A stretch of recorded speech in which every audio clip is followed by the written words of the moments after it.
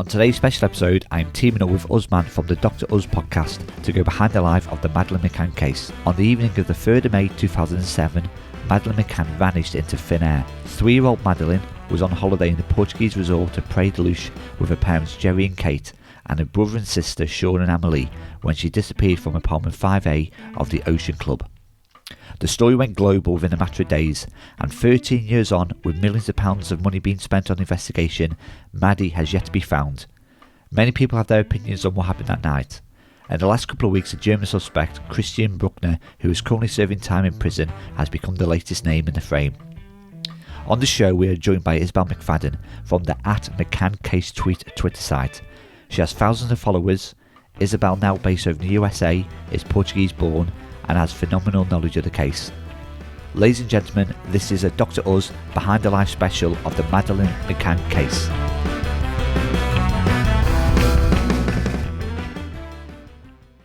Hi Isabelle, how are you? Hello, I'm just fine. Glad to connect with you, gentlemen. Cool. Good. So, Isabelle, we want to thank Adam. Thank you for having me on the show on Dr. Us. Obviously, this is a really interesting episode today. So, Isabelle, I just want to get into the case really. So, for those of for listeners who haven't heard about this case or aren't really familiar, are you able to tell them in your own words what happened to Madeleine McCann? Sure. From everything that we have, specifically the files and the initial interviews, that's usually what I try to go by. A lot of people have, these ideas, that they purport.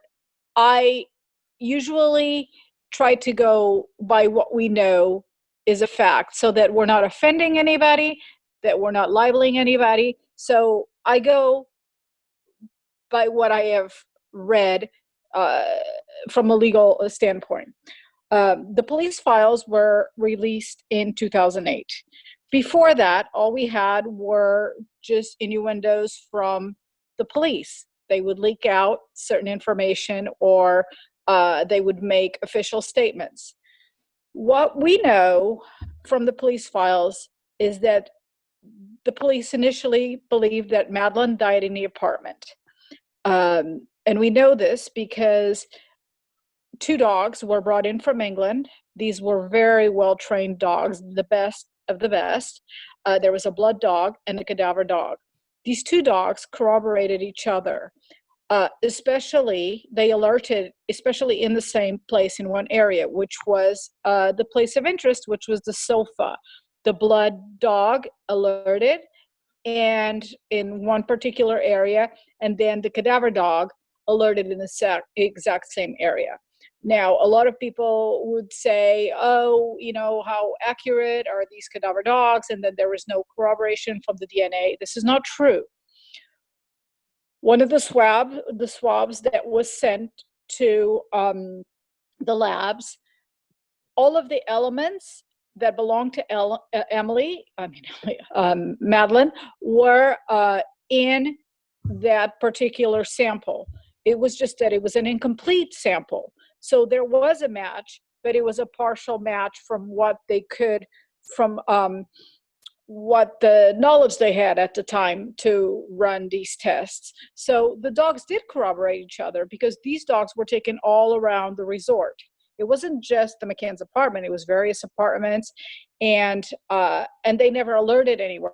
They were actually taken to an earlier suspect, which was Robert Murat, and they did not alert to Robert Murat's house or anywhere else in that resort except for behind that sofa. And then there was other alerts altogether to the McCann's car. Only, again, they went to a car parking lot, a car garage, and there were 10 cars there.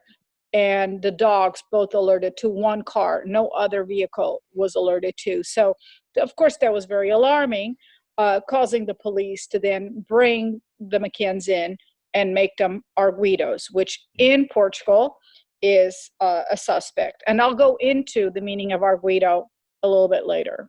So, Isabelle, if we go to that night of the 3rd of May, so they've been on holiday, I think around about 4 or 5 days, and they were eating out Kate and Jerry, as they did every evening at the Tapas bar, which was allegedly within sight of apartment 5A.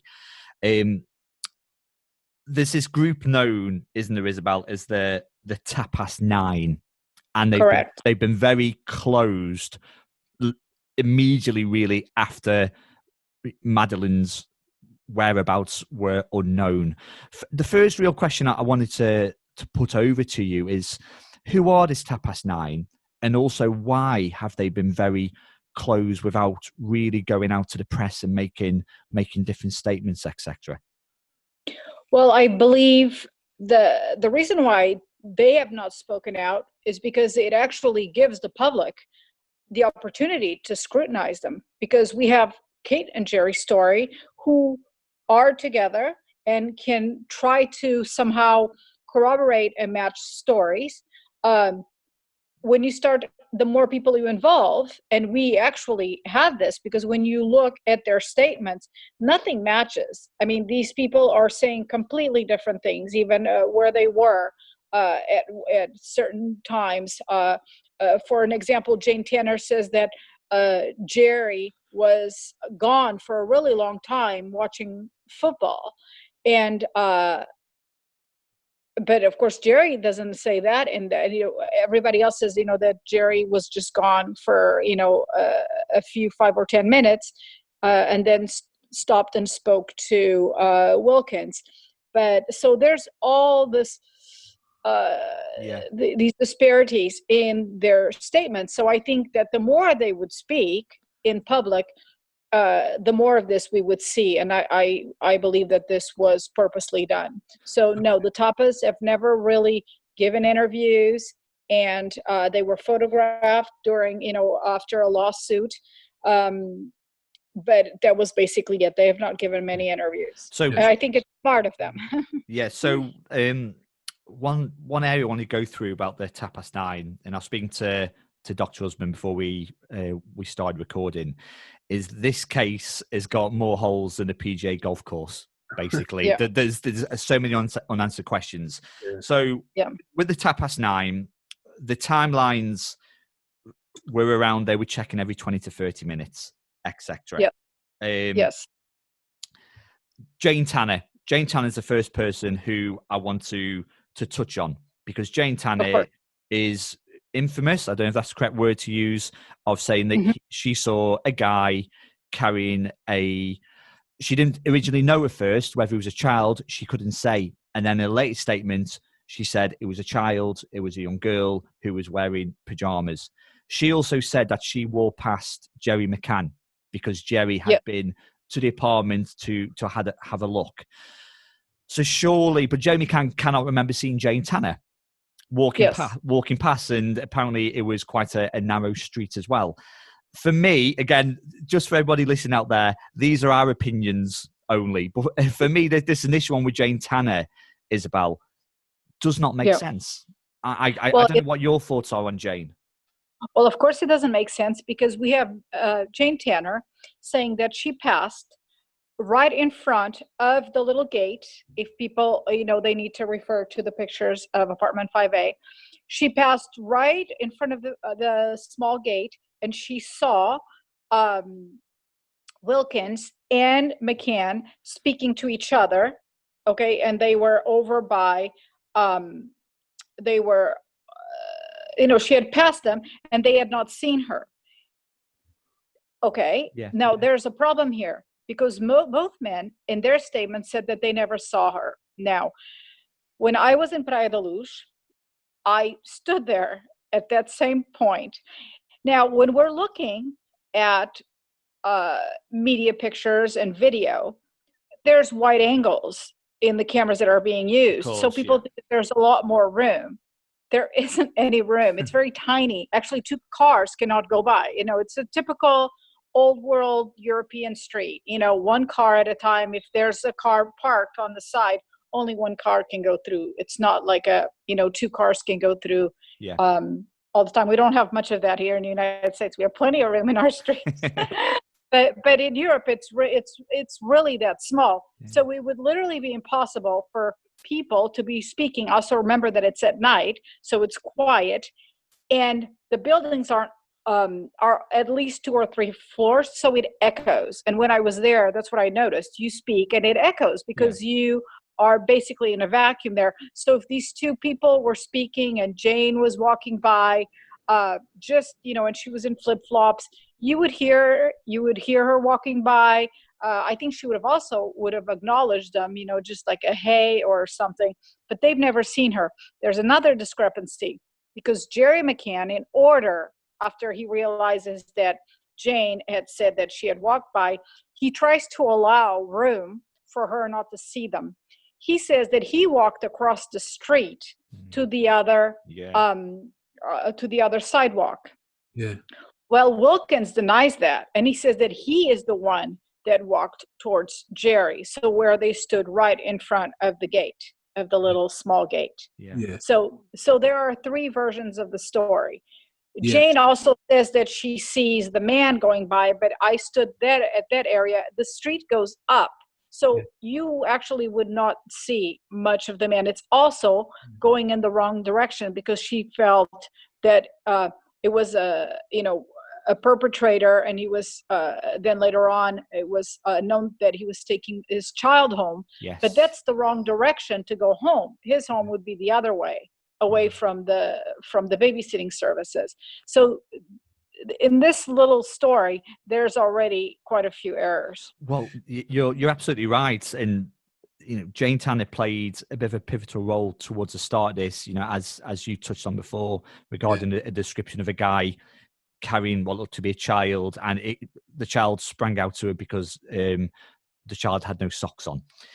Jane Tanner heard, obviously, Kate allegedly screaming, saying, and we'll come on to what she said later on regarding Maddie not being in the apartment. But Jane Tanner at no time went to Kate McCann and said, I've just seen somebody carrying somebody, carrying a small child. And she was later quoted, I think this is in the papers as well. Jane Tanner was later quoted as saying why she didn't say anything to Kate McCann, because, quote, damage to us be more than a benefit to Madeleine. Yep. And she did not want to upset. To add to that, Jane Tanner said in her statement she did not want to upset. She didn't say anything because she did not want to upset Kate and Jerry, so she didn't say anything initially. That's the oddest thing. So a child is missing. You've seen somebody walking away with a child, and you do not want to tell the parents because you do not want to upset them any further. Come on, that just makes no sense. Yeah.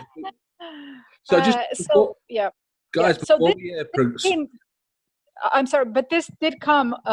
She did say that eventually she did tell Jerry, but she never told Kate.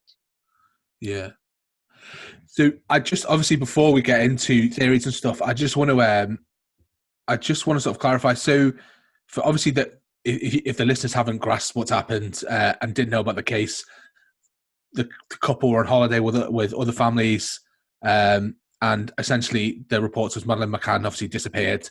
I just want to clarify. So, how long were they on holiday for before that happened? They were almost at the end of the holiday, so I believe this was the 5th day. They were going to do a week holiday, so this was towards the end of the holiday.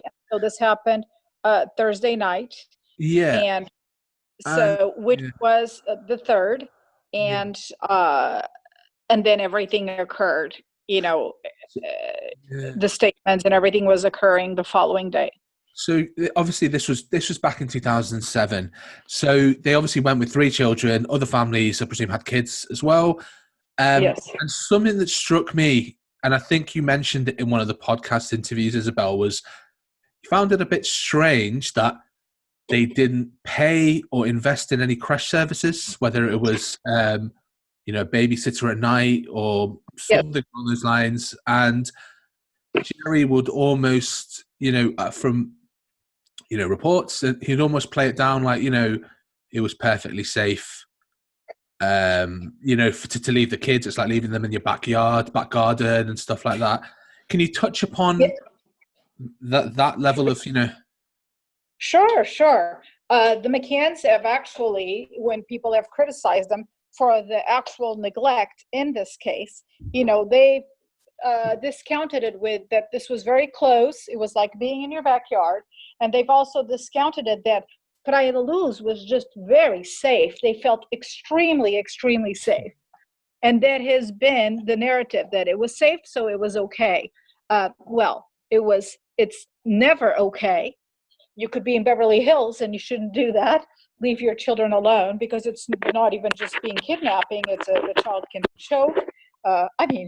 When you're a parent, that's just, it's not proper to leave your children unattended, for that long. People have argued, what if you go to sleep? But if the child is choking or crying, you can hear them.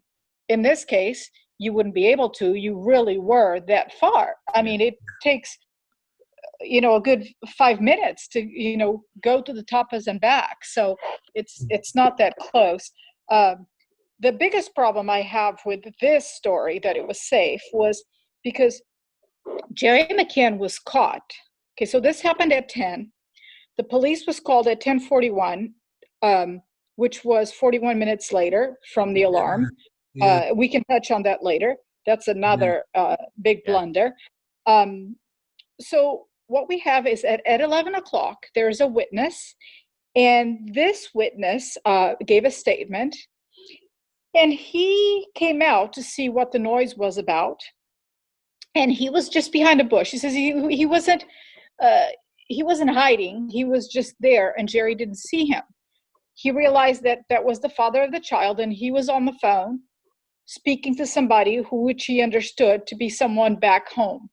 And he was telling somebody back home. Now, remember, Madeleine has just been gone for 1 hour, and they've been busy, in the apartment, calling friends and family.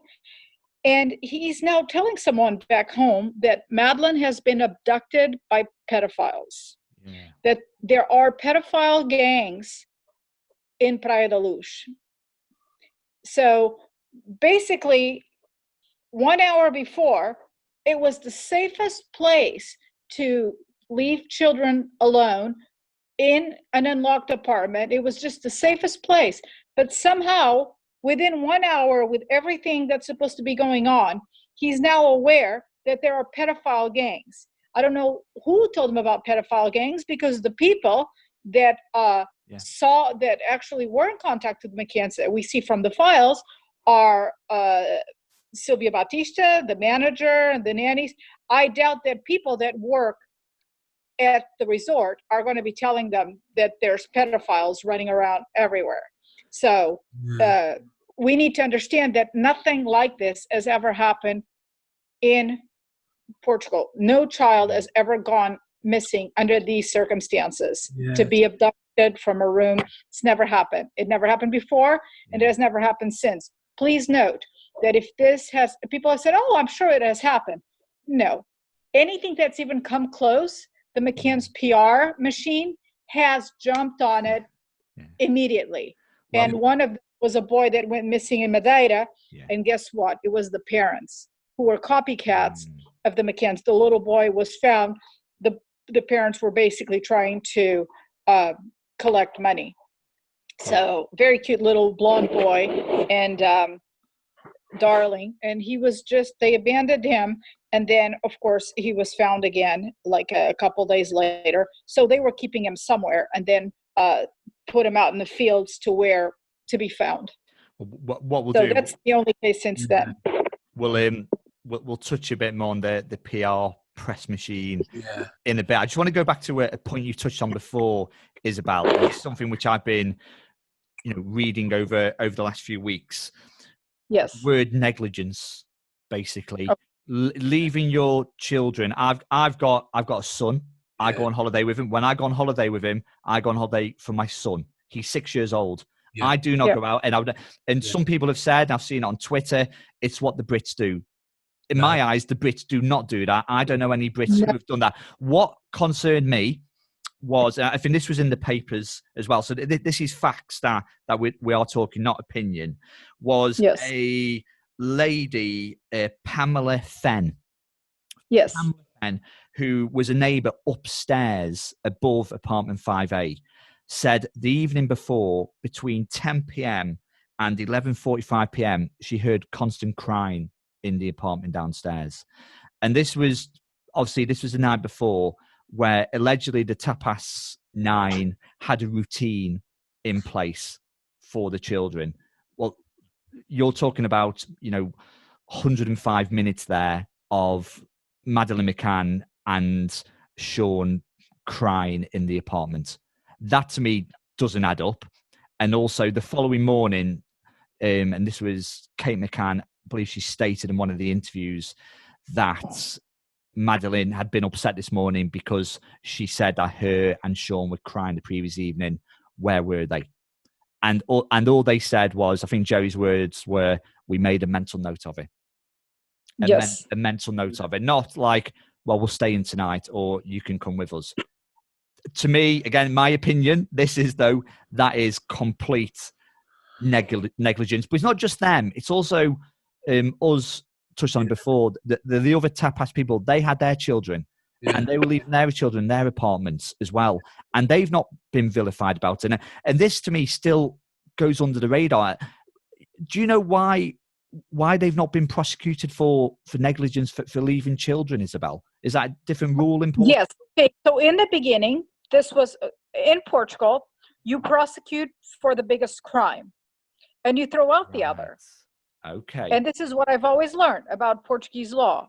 The big crime here was that the police believed an accident had happened and this accident would destroy their lives. Whatever would happen at autopsy would come out in a bad light for them and their lives as doctors, as respected members of society, would be over. And this is why the abduction, not just for them, but for the others too, they believed, they were all, possibly drugging their kids. So this was going to look very bad on them. Yeah. And, of course, if sedatives came out, and I'm sure Dr. Oz would, we'll talk. We can talk. Would speak to this. Yeah. If the children were drugged as a doctor, you would never work again. especially when death would occur from this. Yeah. So that was, a big. There was a motive. People say, "What is the motive?" I was like, if there isn't a bigger motive than money and your own livelihood, there is no bigger motive than that. And having your other children to care for. In this instance, I actually felt sorry for the McCanns. If this was an accident, of course, not if they did something horrible to them, but I could see how this would transpire. Yeah. So should we touch upon it now, Adam, or should we touch upon it later on, the dope? Because I want to talk about, I want to go through events. You want to go through it now? Yeah, let's go through it now. So what, Isabelle, what are some of the stories about the drugging that you mentioned? Okay, of course, there was always the Calpol story. I'm not very sold on that. Right. I think that was... Yeah, so I'm just going to clarify, because I kept seeing it in Netflix documentaries. Calpol, for those who don't know, is paracetamol, essentially. Liquid paracetamol for kids. You can't sedate your child with paracetamol. You can give them enough that it'll give them liver failure acutely, like a paracetamol overdose, but that wouldn't put them to sleep. They'd have to have dozens and dozens of bottles. So you're right, the Calpol story, but have there been other reports of anything else, in terms of... Of course. Okay, so this is not only Kate, but her friend, they were anesthesiologists. So this was something that they were experienced in. We don't know what drugs they had. The only reason why the word Calpol surfaced, and I believe it was important, it was because when Kate's father was asked in an interview if he believed that Kate would ever drug the children to sleep, he said No, I don't think she would ever do that. She gives them, medicine. Sometimes I'm like, if she was to give them anything, it would be Calpol. But this was within the question of, would she ever sedate them? So him not being knowledgeable on what drugs would sedate children. I mean, I know that here in the United States, so many parents, mention, like, oh, give the child a little Benadryl, to get on a plane, or parents, they want to. I actually had two friends, very well to do, fantastic lifestyle. And I asked them, I said, oh, how come? Because we had a babysitter, but we had dinner at their house. And I said, oh, Kenton's still asleep. And she goes, oh, we gave him a little something. He won't wake up. I was shocked. I was like, you did what? Yeah. And they spoke of it. I literally questioned my friendship with these people at that moment, because I was so shocked, because I could never do anything like that. But this is, people do it. And if you Google, parents giving medication, some people very openly talk about this as if it's an acceptable thing. So I don't think the Calpol was part of it, but I thought that the grandfather's answer was a bad answer in response to that, because it was like, would they drug them? They wouldn't really drug them, but they would give them Calpol. So was he knowledgeable about them trying to calm the kids down, giving them a little something, but Calpol was just the word that he used. So that's kind of my view on that. Well, Dr. Oz, if you don't mind, I'll throw a question out there to yourself as well. So obviously we'll come to the timeline in a bit, but one thing that was brought up when they discovered Madeleine was missing, and there was all this commotion going on, lots and lots of people in and out of the apartment that evening. Obviously, you probably imagine lots of hysterics, screaming. They also obviously had two young children who were twins, Amelie and Sean, who slept right through it.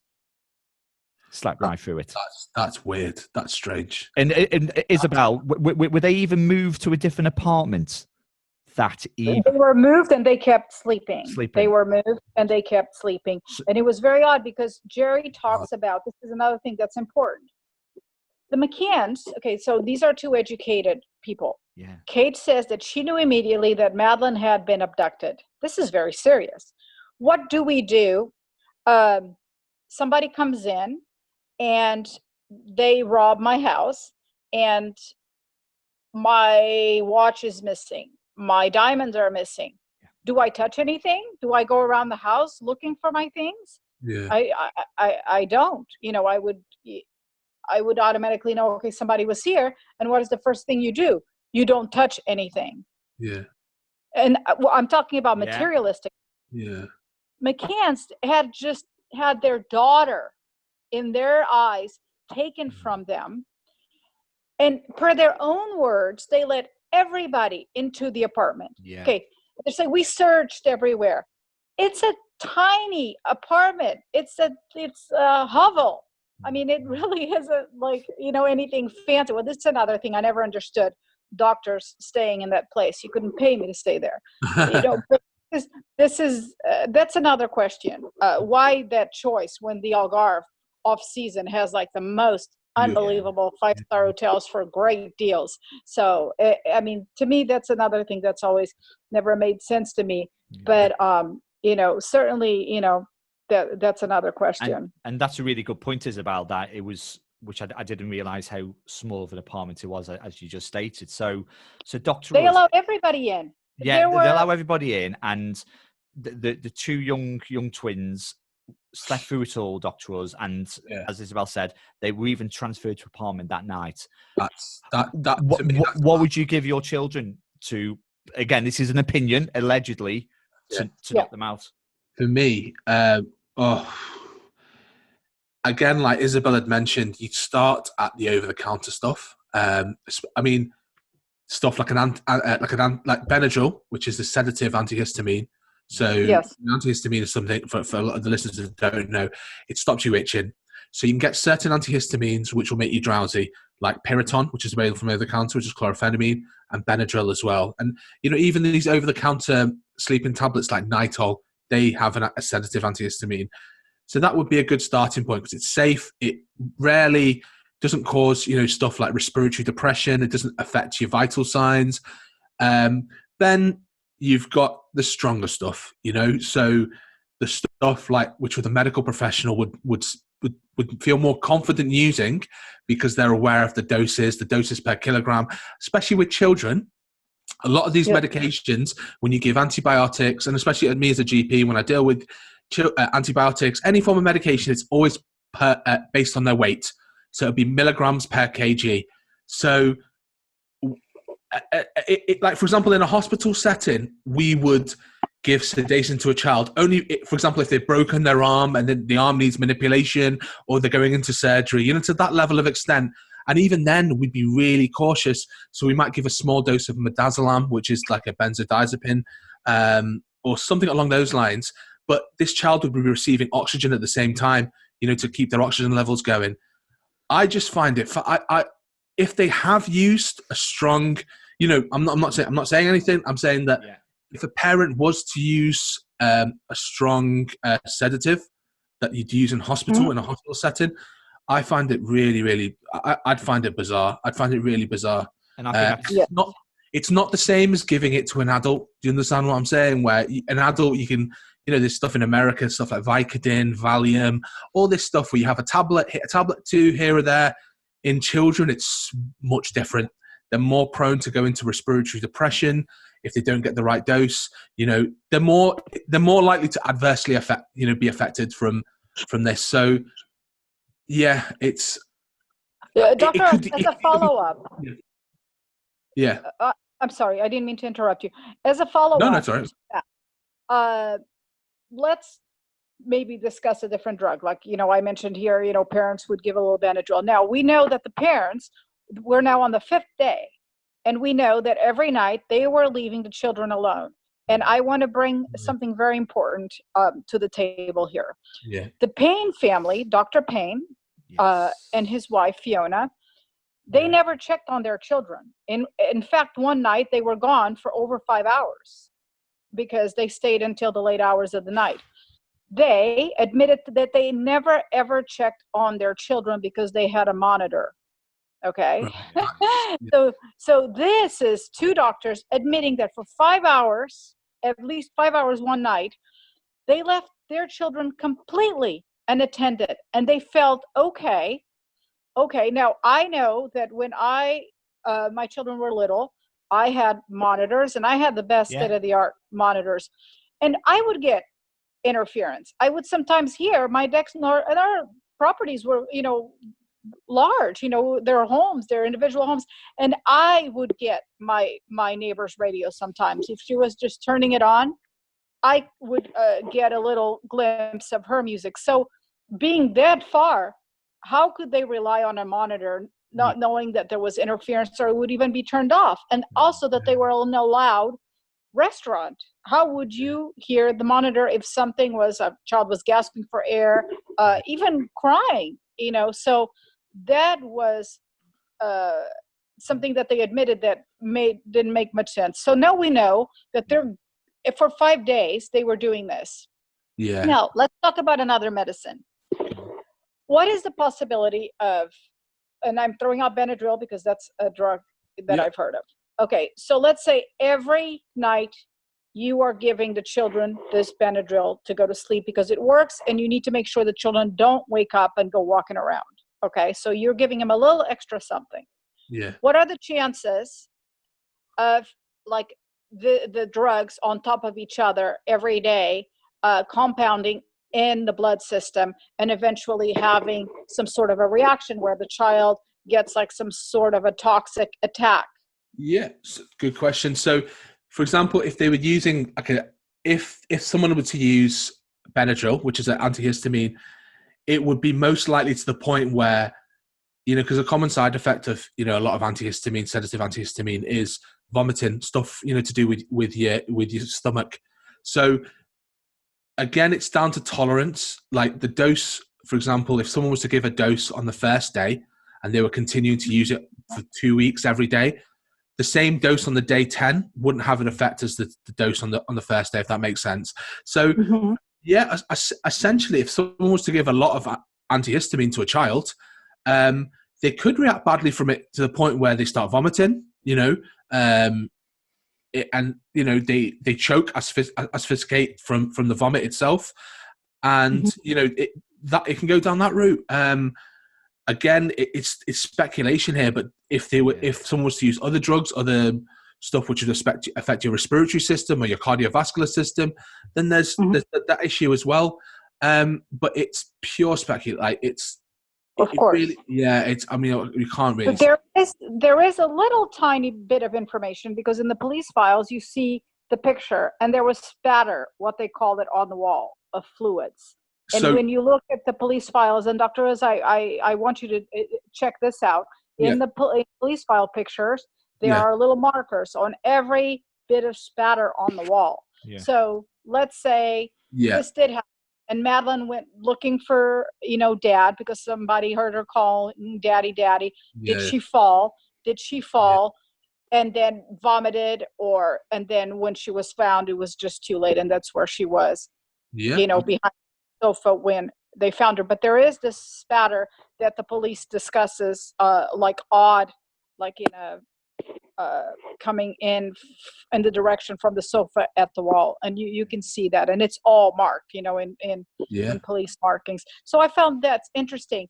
I tend to be concerned with Kate being aggressive just because of the bruises. The mentioning of the Madeleine had a bruise on her wrist, and Kate described it as a sunburn, but it was just a bruise. And so there was no sunburn anywhere. Madeleine didn't even look very tan. And somehow she had this dark spot around her wrist that looked like something, like somebody grabbed her by the wrists.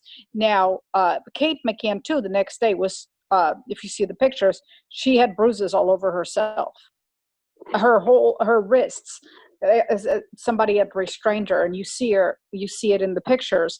And actually in the files, one of the Tapas women says Kate was covered with bruises the next day.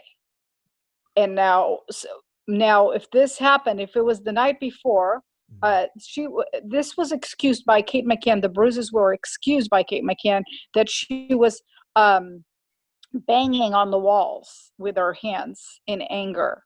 And I thought anger, I think that's also I thought that was something that comes later.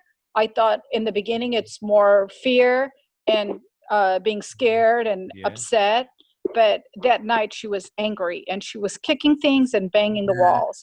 Again, that kind of bruising the next day, because there is a picture the next day of her with bruises. Isabelle, sorry to interrupt. So that takes me on to my next point, really. So I know the police were called at 10:41. You were saying, and I know they came in, the reports, and then I think, was it the police that reported that they both fell to their knees in like a praying position? Like theatrically, fall into their knees. Yes, but that happened twice. Right. They did it inside the room where the GNR in English, which is Guarda Nacional Republicana, which is kind of a sort of a national guard. It's one form of the patrols. We have quite a few in Portugal. When they appeared, both parents were in the bedroom, and they in unison they threw themselves on the ground in a praying position, and kind of with their arms flailing and up and down.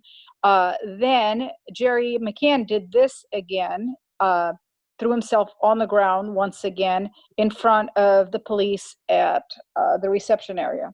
So that was two instances that they did this. They felt that this was acting, basically. Yeah. And then from there on in, they obviously went, the police obviously started to investigate it. What point did the police start to look at the McCanns as suspects? Well, it seems to me that right away they felt that there was something wrong with the story, and Right. I can't blame them, because the next day after they were interviewed, it just the police and even the manager, one of the most important statements to me is Silvia Batista. She is one of the managers that came to the McCann's aid. And she said in the apartment, and if you read her statement, she says, nobody was looking for the child. The mother sat on the bed. Yes. And the father and friends were all too busy calling people and calling the media. Yes. And that's what she observed. So that's very shocking. This is somebody who has nothing to win or lose. She's the first person on the scene, sitting there observing, somebody who knows the resort, somebody who, and this is her first feeling, that this was just, nobody was searching. Those are her exact, nobody was searching. They were just on the phone talking to friends and media back home. So that was really their priority, from what we can see in her statement, that the McCanns were just too busy calling people and not searching. Kate and Jerry were later interviewed by a British program, and forgive me if I'm bad with the names of your celebrities over there. Okay. I'm very good with that. They mean absolutely nothing to me, but she was on a main program where they asked her, but did you search? And she goes, well, no, we didn't search, but we were so busy doing important, something to that effect. But she admits that she didn't search, that I wish I had the words with me right now, but it was basically, we were so busy doing other things. And again, so they admitted that they didn't search that night, and that they went and searched at early in the morning at 6 o'clock. They got up and then they went to search. At some point, Kate said that it was really cold, and I thought, well, wouldn't Madeleine be cold? Yeah. And not a profiler, but a gentleman who's a contractor for the FBI, who looks at statements and and what people mean by certain things they say. He felt himself that the McCanns never had any concern for Madeleine. Everything was about them. And even just now in the statement that they gave, with this new information in the news about Chistian Brueckner, they said, we need peace. What an odd thing to say. We need peace. Yeah. It's like somebody is about to tell you what possibly has happened to your daughter, but you need peace. You need answers because you need peace. Not, oh my God, what happened to our darling baby? We are heartbroken if this is indeed what's happened. Our hearts are broken all over again. But no, your statement is that you need peace. It's odd. It's all odd to me. It is, and it's such a good point, Isabelle. And for everybody who's going to be listening to this podcast, it sounds like we're pointing our fingers at the McCanns. We're not. As I said, it's our opinions. There are 48 unanswered questions, which I've got in front of me, which I know we'll get into later on, Isabelle, which were put before Kate McCann. It goes back to that evening when, as you touched on, Isabelle, later on, why the police started looking at the McCanns. Let's go to when Kate McCann discovered that Madeleine was missing. And one of the first things that came out of her mouth when she was running back to the tapas restaurant was, they have took her.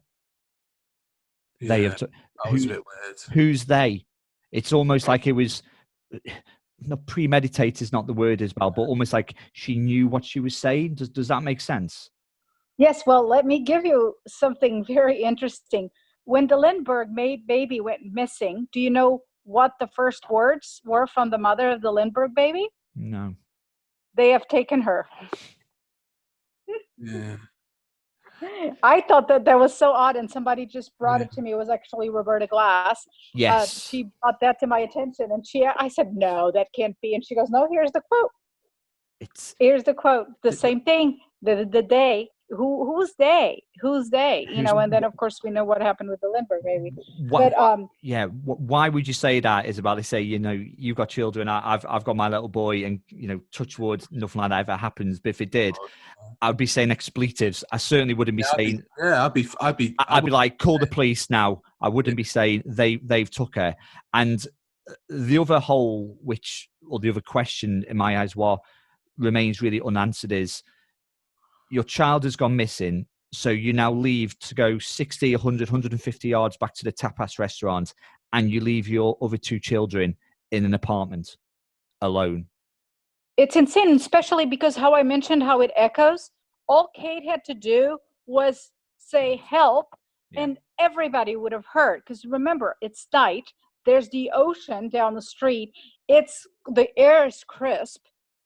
Anything you would say would just travel through that town. That really was what I found when I was there. I said, this is really amazing. And I mean, even during the day, the streets echo.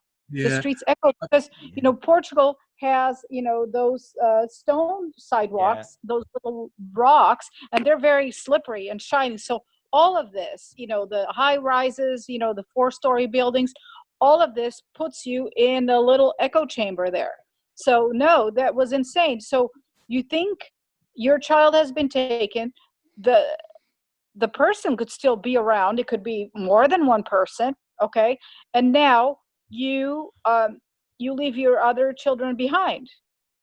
And, you know, that's odd. And the interesting thing, there was an instance where Jerry, because he was asked if anybody had ever had anything against him. Maybe, you know, he did something to a patient. You know, people could come after you for vengeance.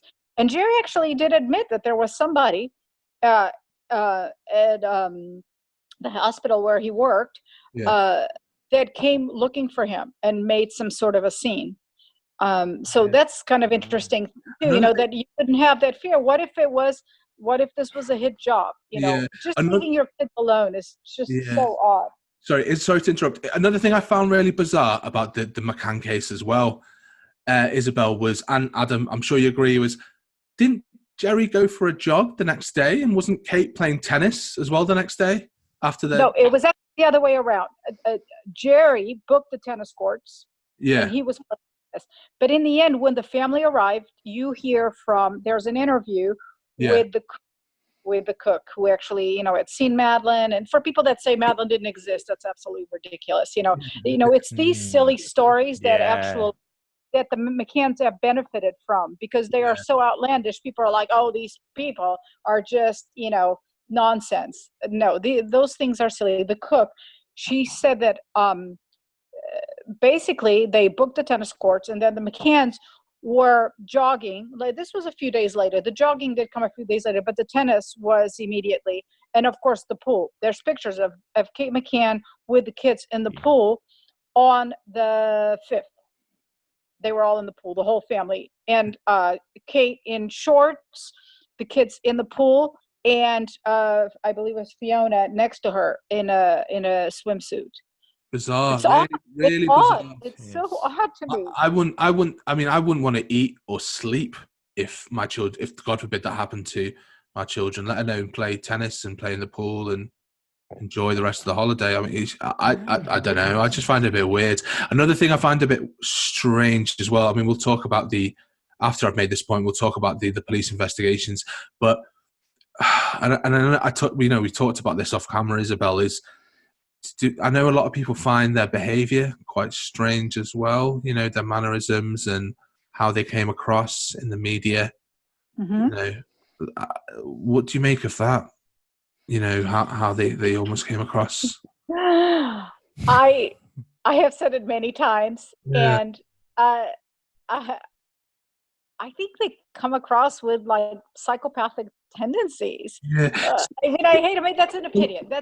I mean, it's an opinion. I mean, Adam, I made this point to you the other day is, you know, you've got a 6-year-old, haven't you, mate? And Isabel, you've got children as well. Mine are at university, both. Still your babies. Still your babies.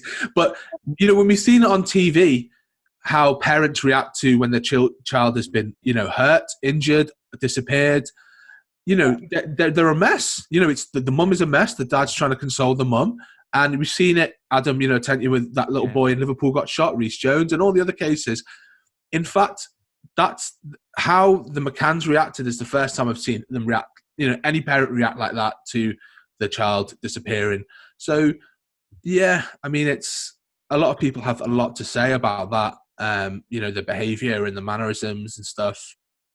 Not only that, the dressing up, this is also another fact that the McCanns posed for, within, I think it was a week, they posed for a photo shoot with a royal photographer. And those pictures are all available. Yes. Yeah. Kate is photographed in full makeup, beautiful. She went, okay, and this, I was at the restaurant down by the church having lunch, and then I got to meet one of the managers, and the people just don't look kindly at the McCanns.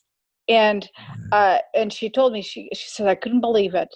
She was actually working the little ice cream parlor, and she told me, I went over to the hair salon, and I had to go look because the locals heard that Kate McCann was in the salon getting her highlights done for this photo shoot.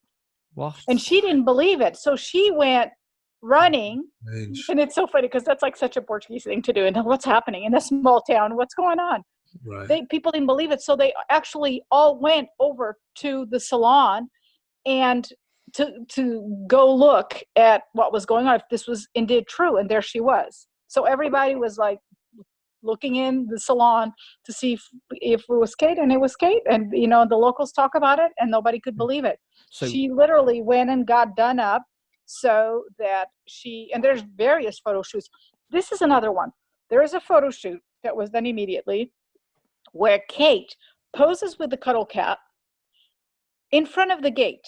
Yes. So we think that this was where her daughter is kidnapped and she's doing a photo shoot, a conscious photo shoot to stand posing, looking just very pretty, in the same place where her daughter could have gone through just complete horror. The moment it's like the door, the exit of that apartment. It's like such a significant spot. If you were a parent, it was like a place where it's where you say your goodbyes. It's just you could hardly do it. You could hardly do it. And that's a good point, Isabelle. And I'll throw the question out to both of you. In relation to the timeline, as you touched on, Dr. Rose, she's gone missing. The police have been called, and the next thing they are on the phone to the British press, and within a matter of hours, Isabelle, correct me if I'm wrong, a PR agency to get PR. Why the hell would you do that? And surely you should know what your priorities are. I would not in the first mind think to ring the Daily Mirror or the Daily Mail in the UK how my son has gone missing. It would be surely dedicating your time to the search and assisting the PJ over in Portugal. Dr. Rose, I don't know what your thoughts on that are.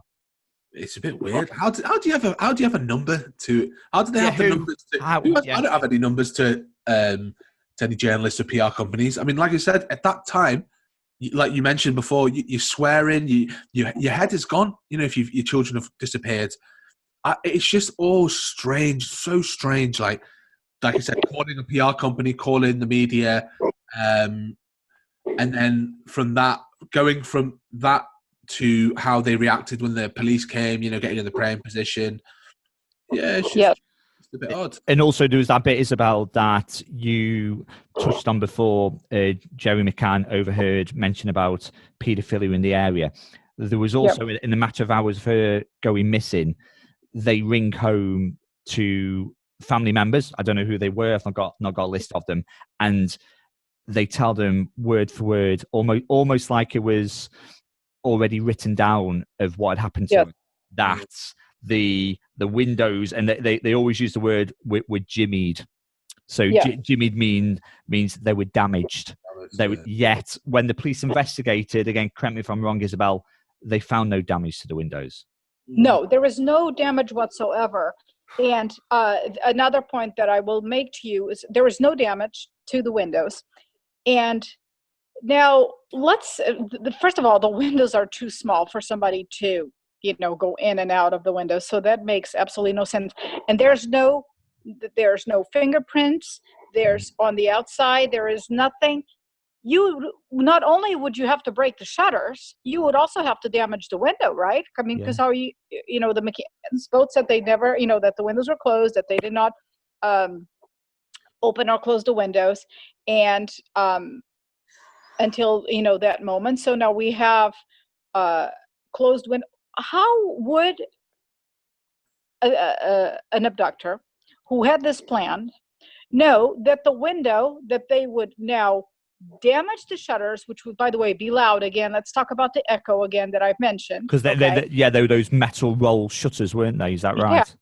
Yeah. So let's think about that. So we have that obstacle. Now, that abductor would also have had to guess that behind that there would be a window that would be open, because if it was closed, now they would have to break that window. You would have to jimmy that open. This is not an old place with some little, like wood. This was built in the 80s. This is a well-built, modern construction, new type of windows, aluminum windows. There's not a scratch. So in order to have opened that window from the outside, you'd have also have to not just damage the shutters, but also damage the window. So how did you open the window? Another thing the McCanns didn't count on is that the window opened the other way. So literally the person would have had to step on the chair and the chair wasn't moved. So it's a little flimsy wicker chair. So an abductor would have come in or out.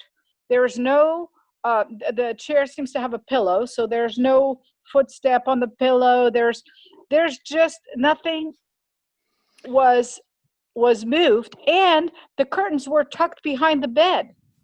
This is another thing that came out.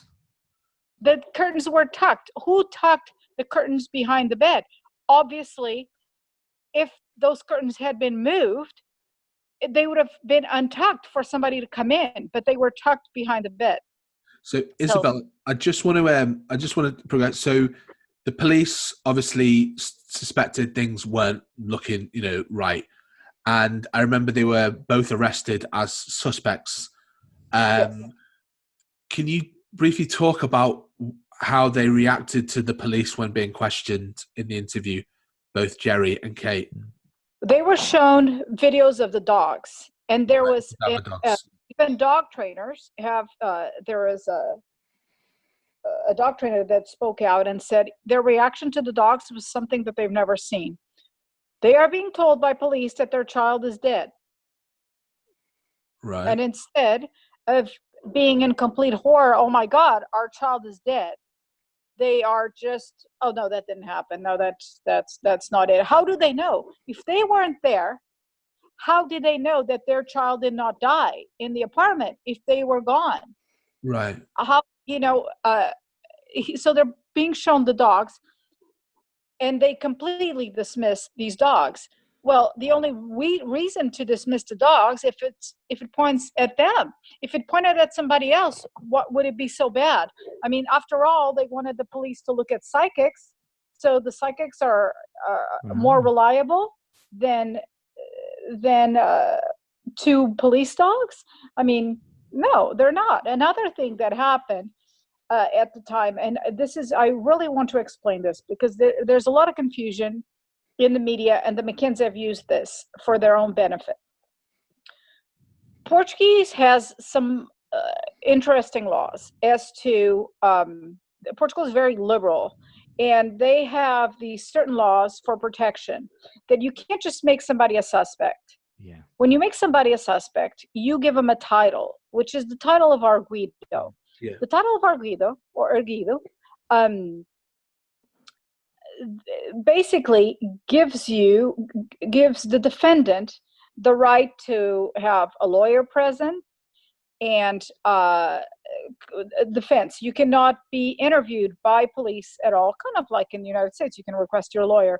But this is a very specific, it means you are now considered an official suspect. And when you're considered an official suspect, you have to have, nobody can touch you. You have to have a lawyer present at all times. Yeah. Now, people say, oh, the arguido status was lifted. Well, the arguido status was lifted because when they closed the case, you cannot leave anyone in limbo. So it wasn't that the police thought that they were clear. It's just you cannot leave them in limbo at all. It's illegal to do that. So if the police closes the case, they also have to release anybody of any liability at that time. Doesn't mean that they can't become arguidos again. Okay, so when the case was reopened, the police did not give them the arguido status again because they do not need to. You do not need to make anybody an arguido. It's actually in your best interest because in Portugal has limitations. When you make somebody an arguido, you better bring the case pretty soon. I believe it's a year that you have to bring the case and bring charges. So you're actually limiting yourself. When the last director of the judiciary, when he mentioned, it was a mistake to make a arguido at the time, he's not saying it was a mistake to make them to suspect them. He's saying it was a mistake to give ourselves that, they could have kept going. They could have kept the investigation going until they were ready, but I think at the time they were probably afraid the McCanns would leave too. I mean, who knows what was behind that? But so the great thing about the McCanns not being official suspects now is that the police can investigate them all they want. Yeah. And they can continue to do because they don't have to give them a running commentary. In fact, the McCanns applied in Portugal. There's also something in the law where if you are a victim, you can ask to be an assistente, which is the police and the prosecutor's office have to give you a running commentary of everything that's going on. And you are privy to some information. Guess what? The McCanns were denied this status. Okay, so if the police wasn't looking at them and they truly thought they were victims, they would have allowed them to be assistants. They were rejected. I'll show you that. I'll send you that information. Thank you. They were rejected. There was someone else who was accused as well, Robert Morale or Robert Murat. There was someone who Murat. Yes. Okay, now how do we know that Robert is now no longer a suspect? I will tell you how. Because Robert, when they were wanted to annihilate, basically go over the three gentlemen, not gentlemen, but three men who had robbed some apartments locally, and they wanted to interview them, they had to make them arguidos. At that time, they had more questions to ask Robert Murat. They made the other gentlemen arguidos, but they did not make Robert Murat an arguido. He was interviewed as a witness. What does that tell us? If he had been a suspect still, they would have had, by law, to interview him as an arguido. And Isabel, if we just go back to Dr. Uzz's point about when they were made arguidos, and Kate McCann was given 48 questions, which I've got all of them in front of me now, and she basically said no comment to them. And looking at the questions, I say it's the first time I printed them out before, and these are questions, to me, reading them, it's the police looking for more information which could help for the search, and also just going through the events that happened that evening. For example, how long did you search the apartment for? Why did you say Madeleine had been abducted? What we touched on before. What happened after you raised the alarm? These are not really probing questions. It's just trying to understand the event of what happened that evening. Why did Kate McCann say no comments? I'm not going to answer these. I'll tell you why. Because Jerry McCann was interviewed and he answered his questions. In my belief, if she had answered the questions, they wouldn't match Jerry. It would have been too difficult. So the strategy was he answered all of his questions. She answered none. They were both arguidos. So why would she take the privilege, which she has the privilege, of not answering the questions. Absolutely. She's protected under the Arvida status. And so she has that right. Yeah. Okay. And I understand that, Isabel, apologies, but they are straightforward, basic questions, aren't they? They're straightforward. But again, being straightforward, they would not match Jerry. It's more of an opportunity for the police to be like, you're lying, because he's saying something else completely different. You know, so that to me, she knew that they could not. Yeah. Let me tell you one thing, and Dr. Oz would probably agree with me on this, because he knows how it works. I had somebody recently who, my family, who passed away in Portugal, in the Algarve, at our home. And one of my family members was interviewed, and it was rough for 1 hour. Yeah. 1 hour. Immediately. And the coroner was still there doing their work and everything. It was just a very, very difficult thing. Yeah. But because it was a death in the home, well, it was actually outside the house, but because it was a death at home,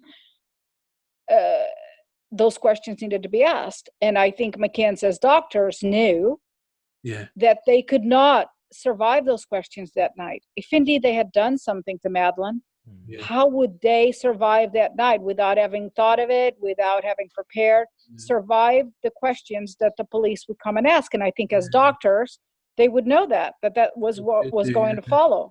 They should do. Yeah, they should know those questions. They should know what's going to be coming up. But I'm just going to play devil's advocate here. So obviously we've all seen the Netflix documentary, the 8-part series on the thing, and like I said, a lot of people who claim, that the parents had something to do with it. Adam, I've talked to you about this off camera. Yeah. I'm just going to play devil's advocate. For example, I'm not a career criminal. Adam, neither are you. Isabel, neither are you. But, for example, we live in our hometown and we know the area like the back of our hand. But even so, if I kill someone tomorrow, or if I did something to someone, I wouldn't know where to dispose of a body without it being tracked or without it being found by someone walking their dog. I don't know any local pig farms to take it to, or anything like that. So I'm just going to play devil's advocate, and people who say that, how would, if the family did have anything to do with it or something like that, how would they know where to, dispose of the body and stuff like that? Okay. And I can answer that, because I know where I would have done it, and there will be many places. I could give you 60 really good places. When I was a kid, I've been to Praia Da Luz, but I don't remember it. I know my father was like, oh, well, we've been here before. And I kind of remember it. But so when I visited Praia Da Luz, which is an hour from my house in the Algarve, when I visited Praia Da Luz, what did I do? I did all of those things. I did the Smith path. And then I said, where would I hide a body? And I'm not the only one. I have other people in Portugal that I speak with who have done the same, because you can't help it. So it is unbelievable. When you go to the an isolated area? Is it quite a deserted area? Like, is it desert? What you have, this is May. What you have all over is little villas.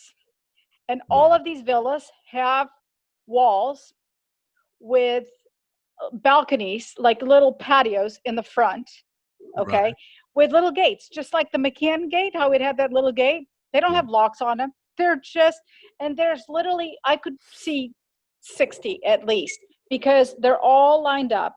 And what do you have at that time in May?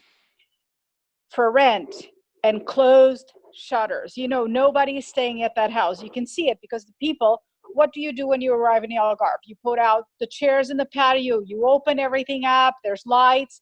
When a house is closed, you can see it's closed, because it usually has like a for rent sign, and everything is fully locked. Like the shutters are closed without any holes. Everything is locked for protection. Also, usually in these patios, we have one, because you have your nice cushions. You don't want them to get old. So everybody has like these trunks to put the stuff, the beach toys.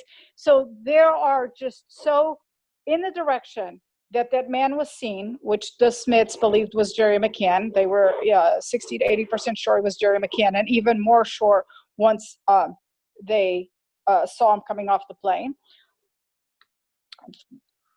Basically, in that direction, and when you come from the beach, there are just so many of those homes with those patios. So the initial place was actually very, very easy to find.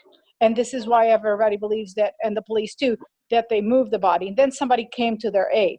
It was almost like they had made phone calls, because there are phone calls that the police have always been very interested in. And so were there, when something happened, were calls made, and then somebody came to their aid later. And this was just the initial place. Also, people say, oh, but the police were looking. The police were not. They were looking for a living child. They were looking for a child that possibly walked away. They weren't looking for a dead child, and you can't just go into people's private property. So nothing of this sort was searched. And I'm not the only one. When I mentioned this to a Portuguese friend, she says, oh my God, Isabel, I did the same thing. She goes, there's one on the corner with all the bushes. I said, I know that one. I even knew exactly what she was talking about, which is down by where the Smith sighting was. But anyway, it's not just one. It's really like all of the homes. My home in the Algarve has this, but ours is in the back. Actually, one time when we came back, because the house, because there's two houses we have, but one of the houses just stays closed all winter. And then when we come in the summer, one time somebody had decided to put their dog poop, so we're like, oh my God, our house has become like our patio has become a dog poop depository for somebody who's walking their dog, and nobody knew. No, I mean, it was just because nobody could see it, and it's empty during the off season. Yeah. Well, I think the dog poop moves nicely back into the cadaver dogs. See what I've done there, you see. Yes.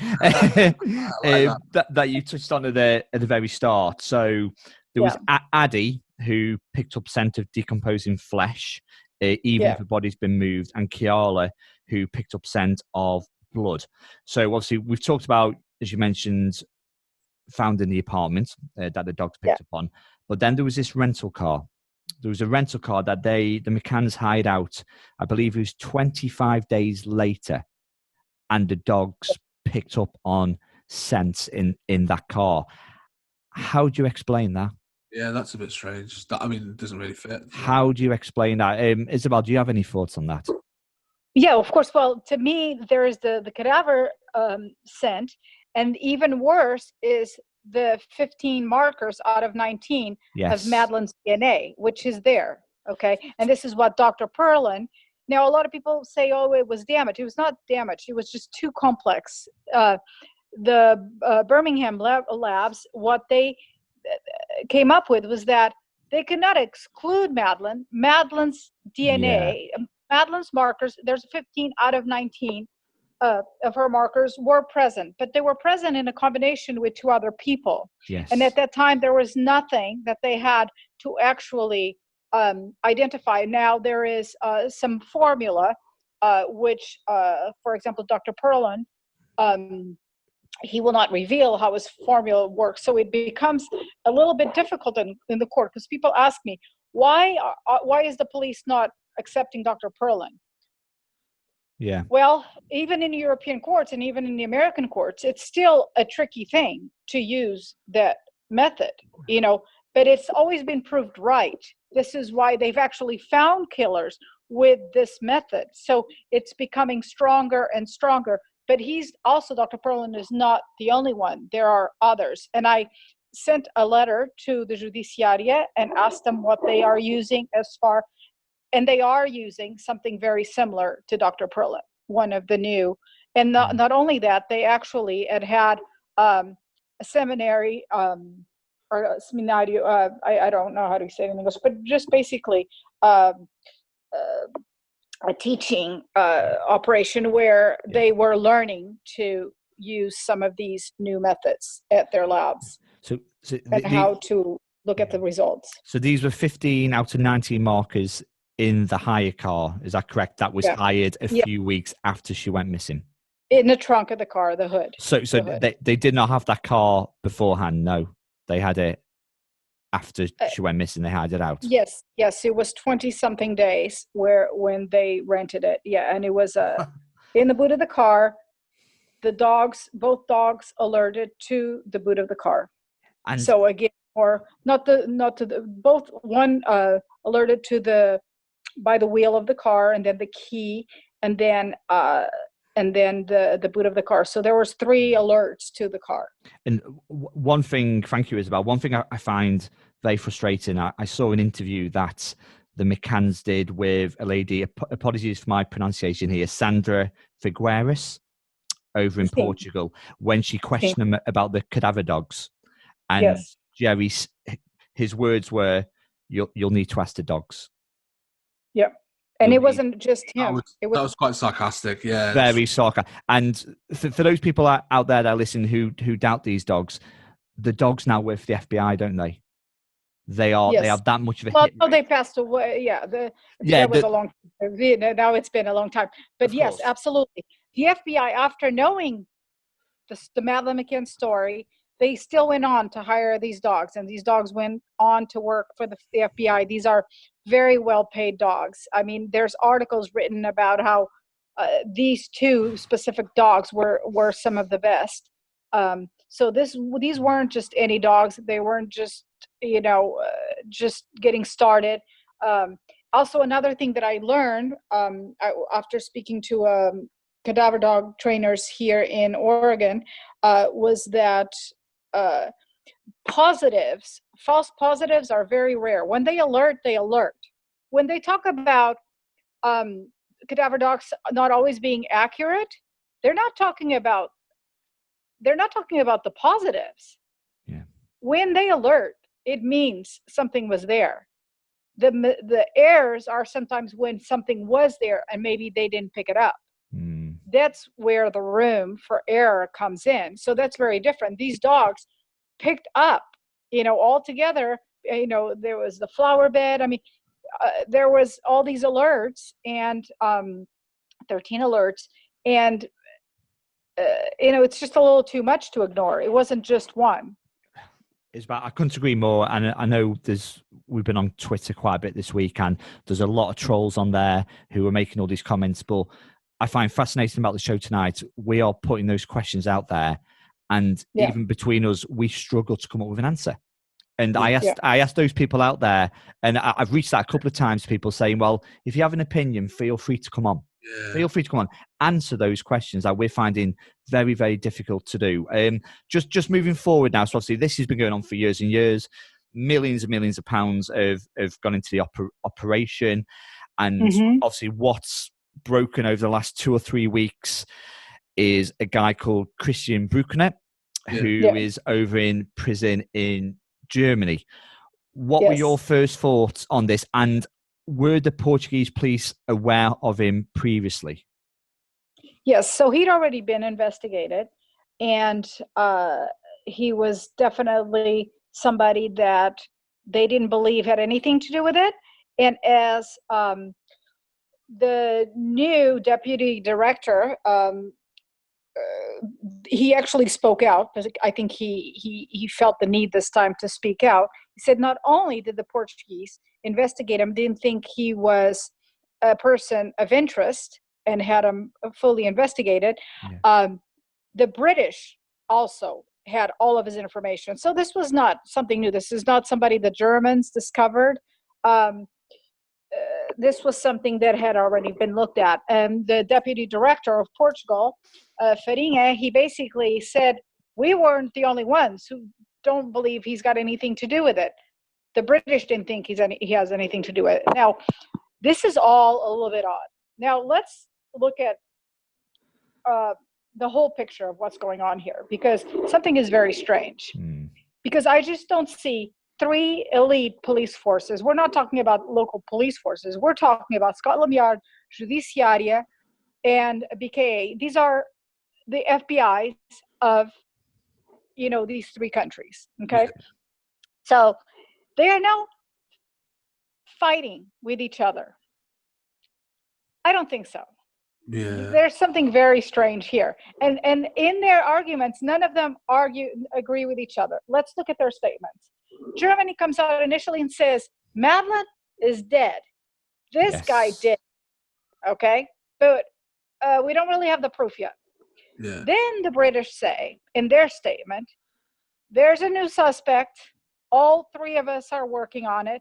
We're all working in conjunction and sharing information.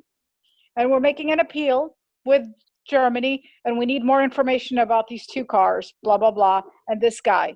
Then they finished their statement with, we don't know if this person is involved or not involved at all. That's their statement. We don't know. We don't know. Then Portugal comes out, and they say, we are working with with Germany and the UK. We're all working together. We're all sharing the same information. We're not making an appeal. There's no appeal from Portugal. We're just not going to do it. I mean, on the plus side, look at. So there's three stories from three investigations that say that they are working together and that they're sharing the same information. If they're sharing the same information, how could they not be on the same, unless this is part of something much bigger than what is going on? I mean, look at all the press the McCanns have received over the, I'm sure they've released books and all these organizations they've set up and the money that's gone their way, in terms of things. So I'm not trying to say they've capitalized over it, but they've generated quite a large following. Yep. Yeah. And we touch on the press as well, Isabel. So over here, every single day in the papers, there is a different story about this Chistian Brueckner.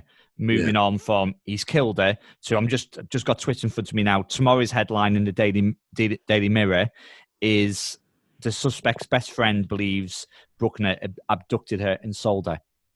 So this is changing every single day from being a murder to actually adopt, basically, obviously selling it to some sort of maybe sex ring out there. It does not make sense, does it, Isabel?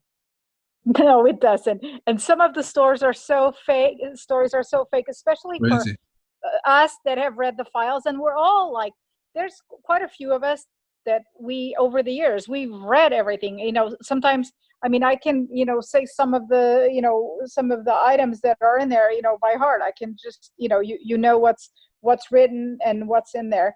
And automatically the saliva, one of the gals that I really like, she's really great at research. And she's like, there's no saliva in the files. And I said, I know, there is nothing about saliva in the files. In fact, there is a piece of which they believe they can match, that the German police wants to match the saliva to Chistian. This is so wrong. Because, in the files, there was a swab that was sent. They initially believed it was semen. So this is what they're saying. Oh, they thought it was first semen, but then it was saliva. No, there's no saliva described. They said initially they believed it was semen, but it was a different body fluid. Okay. And they found a match. It was somebody who had stayed before. Yes. So that particular swab has already, and we knew that's what they were talking about, because they're like, oh, they thought it was semen, but then it was saliva. No, it was semen. Initially, the police believed it was. When it got to the lab, it was a different body fluid, but they did not say what body fluid it was, just that it had been a match to somebody else that had been in the apartment. Because, it's a rental, so. So with yourself, Isabel, and I encourage everybody to go give you a follow on Twitter, McCannCaseTweet. You're very passionate about this, and ourselves on here interviewing tonight, I really appreciate the time. At the end of the day, all we want is justice for Maddie. We want a little girl to be laid to rest, and the truth will come out one day. A question to you, Isabel, and again, it's your opinion. How do you think this will end? I think it will get solved, and I believe that the police departments are all working together. I really believe this, because it was very odd how. So Portugal has never since said that they believe it's the parents. They've just said, we're still investigating. There's lines of investigation we want to get to. There are things we need to eliminate. This is all Portugal has ever said since, okay? Of course, the Supreme Court did say that McCanns were not cleared, and we know this. This happened in 2017. They basically, the judge told the McCanns, stop saying you've been cleared. You have not been cleared. You are still part of the investigation. So stop saying that. So the media keeps repeating this, but it's not true. So Portugal has really gone out of their way all this time to no longer mention the McCanns as somebody that they're looking at. They just, say they're not official suspects. They're not, because remember, Arguido, they would have to interview them. They'd have to give them the status, and then they would have to bring the case within 1 year. They have gone out of their way to say they are not official suspects. And what do they get now? This wonderful German police force, this elite force that's working with the Portuguese elite force, has now thrown Portugal under the bus and says the Portuguese still think it's the parents. And that was in quotes by the prosecutor. Isabel, do you really think that two elite police forces would be throwing mud at each other just for no reason? See, I believe that there's something here. So all of a sudden now, we know that the Portuguese, because the Germans now say the Portuguese still think it's the parents. And this is the first time that this has ever come out in years. Yeah. So before we wrap things up, Isabel, can you ever see Jerry and Kate McCann, getting charged for anything or anything happening to them?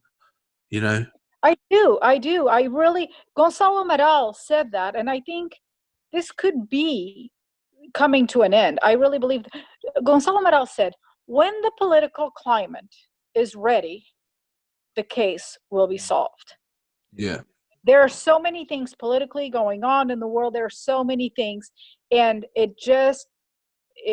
I'm with Amaral on this one. When the time is right, when the political climate is ready, it will be solved. And I just think that these are too many blunders, and I just don't believe that elite police departments are throwing mud at each other just because. I just don't think it's something they would do. There is really no reason to do it. So now we have three different stories. So let's say now the Germans come out and they said, you know what? We finally did get the information we needed, and Chistian is not. So now they really thought it was this guy. And now all of a sudden, wait, it's not this guy. Yeah. Now England says, we've looked at everything and it's none of these people we've investigated. Portugal says, we've looked. So now you have three elite police forces, all agreeing and coming to the same conclusion that the parents did it. Let's suppose this. How is a defense going to come and protect the McCanns when you have three elite forces saying, we looked at everything. We even had different opinions, but in the end, we all came together. And how do you defend that? Yeah, no, that's a good. And it's just like, obviously, I don't want to dwell on it too much, but we talked about it at the interview, like their sort of behavior and the mannerisms. And I said this to my wife yesterday, like, do you remember the play Macbeth? Mm-hmm. Just how I was watching a TV interview with them and how they both were. And I don't know, like, I just can't pinpoint, what's going on in their head, or, I mean, it could be like, you could play devil's advocate and you could think, okay, this could be their way of grieving. This could be, some people react differently, but it just goes on the other scale. And a lot of people have commented on that, really, that sort of their behavior. I think, sorry, Dr. Oz, I think it's worth dwelling on because is that not the PR machine, Isabel? The PR machine, you see people in the press who give these very professional interviews because they are press trained, they are media trained people. Is this in your minds? Again, we go back, we've discussed, it's been a fantastic interview this evening, and we talk about what you do. Firstly, God forbid if your child went missing, why the hell would you get on the phone to a PR agency saying, I need an official spokesperson? Maybe down the line, if you were made an Arguida, like they were, maybe go, actually, you know what, this is going to be the news, I need to go spend this money. why would you go do that? Yeah. Again, it's one of those questions, isn't it? Yeah, no, absolutely. And how we've mentioned earlier, how do they have access to all the right numbers that fast, including some numbers inside Scotland Yard? Yeah. There was a call made to Scotland Yard that night, not to the general number, but to a number on the inside. And when David Payne was asked who we called, he says he couldn't recall who we called. So, there's all of these little things. And exactly, I mean, it's almost part of, you almost want to say, was this planned? But you just can't. My mom cannot go there. You know what? I just can't. I just can't think that these parents came to Portugal with a plan. But sometimes, some of these things are so odd, And listen, we need to have another interview because definitely. More. I want to get into my phone calls that I've made. Jerry McCann called a lawyer, was in contact with a lawyer in Portugal the next day, asking for help. A lot of people don't know this, but I followed the phone trail and I actually found this lawyer. And his statement is not in the police statements, but it was, I have this great friend, Ben Salmon, and he's very good at tracking all the calls and everything that's been made. And he's done some brilliant work. So I'm like he's like, Isabelle, can you make this call? Make this call. So he makes me calls. So I have spoken to a lot of people. And one of the people I've spoken to was Inspector Freitas, who he's British and he was with Scotland Yard, and he came to Portugal immediately to work on the case. And they used him because he is of Portuguese descent, so he spoke Portuguese. Well, Ben gives me the number, so I call because I just wanted to ask some questions, and I asked him some very general questions. And I always tell people, you don't have to answer. I'm nobody. I'm just a Orange County housewife who happens to be. And he told me, he said it will be solved. It might be many years from now, but it will be solved. And he worked on the case in the beginning, and I thought that was interesting. No, I think, I'm not. Yeah, this is moving at such a pace at the moment.